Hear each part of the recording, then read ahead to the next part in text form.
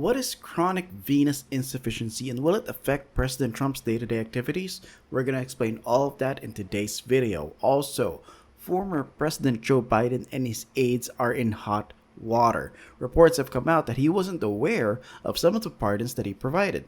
There's a lot to go through today, but before that, make sure to subscribe and become a civic patriot today. The White House says President Donald Trump is suffering from a chronic condition. The diagnosis comes after Trump underwent a medical exam for swelling in his legs and bruising on his hands. Brian Schrader in the WRL Live Center. What do we know about this condition, Brian? Well, this is something that's been developing over the past few weeks, according to the White House. This is a picture from the Associated Press yesterday at a White House event. You can see where the president's ankle there clearly is swollen. Now, I don't see how this will affect the president's day-to-day duties, especially as it's a treatable condition and just comes with age, which goes to show the vast difference between Donald Trump and Joe Biden. When Trump got COVID a few years ago, he openly admitted that he and Melania got it. This time around, it's another illness that could slow him down, and yet they didn't wait for the conspiracy theorists to come out and make their claims. They owned up to it, something that the Biden-Harris administration never did. On another note, I know that many in the media have been speculating about bruising on the president's hand and also swelling in the president's legs. So in the effort of transparency, the president wanted me to share a note from his physician with all of you today. In recent weeks, President Trump noted mild swelling in his lower legs.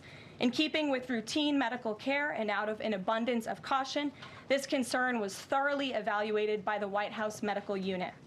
The president underwent a comprehensive examination, including diagnostic vascular studies. Bilateral lower extremity venous Doppler ultrasounds were performed and revealed chronic venous insufficiency, a benign and common condition, particularly in individuals over the age of 70. Importantly, there was no evidence of deep vein thrombosis or arterial disease. Laboratory testing included a complete blood count, comprehensive metabolic panel, coagulation profile, D-dimer, B-type natriuretic peptide, and cardiac biomarkers. All results were within normal limits. An echocardiogram was also performed and confirmed normal cardiac structure and function. No signs of heart failure, renal impairment, or systemic illness were identified. Additionally, recent photos of the president have shown minor bruising on the back of his hand.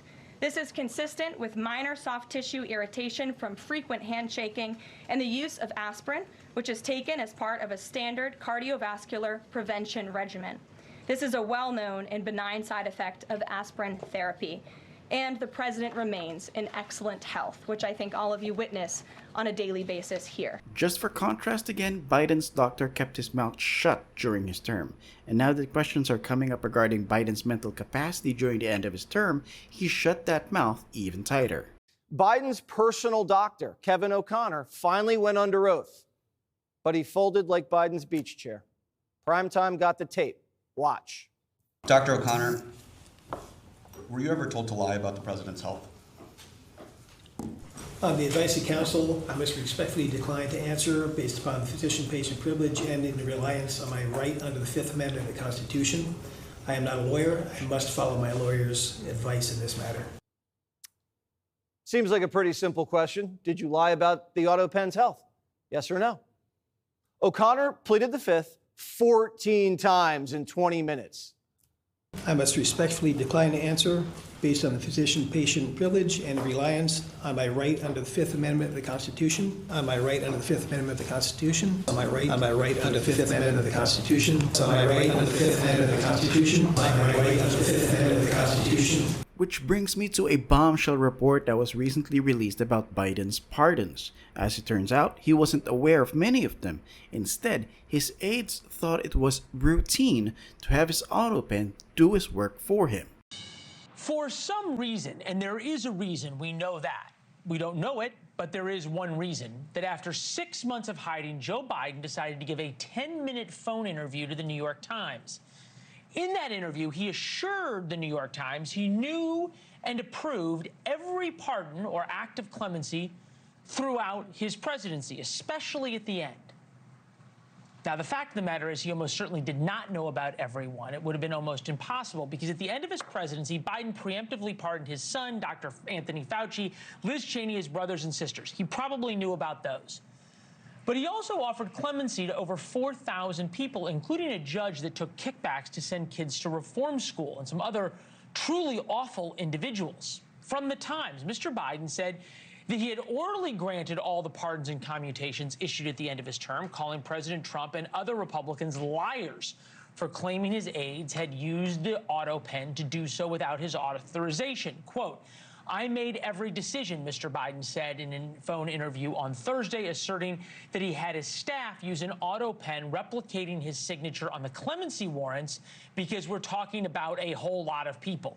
Now, I understand that he was the president, he didn't have as much time to read off the names of the people he pardoned. But the question is, did he know what many of them had done? Because as you heard, he gave clemency to some really terrible people. But what do you guys think? Does this prove that Joe Biden wasn't mentally fit to serve during his term? And if so, can the Democrat base ever trust their leaders again? If you found value in this video, I urge you to help this small channel grow by subscribing to the channel. It also helps if you can drop a like and comment what you thought of today's video down below. As always, thank you for your time. Talk to you in the next one.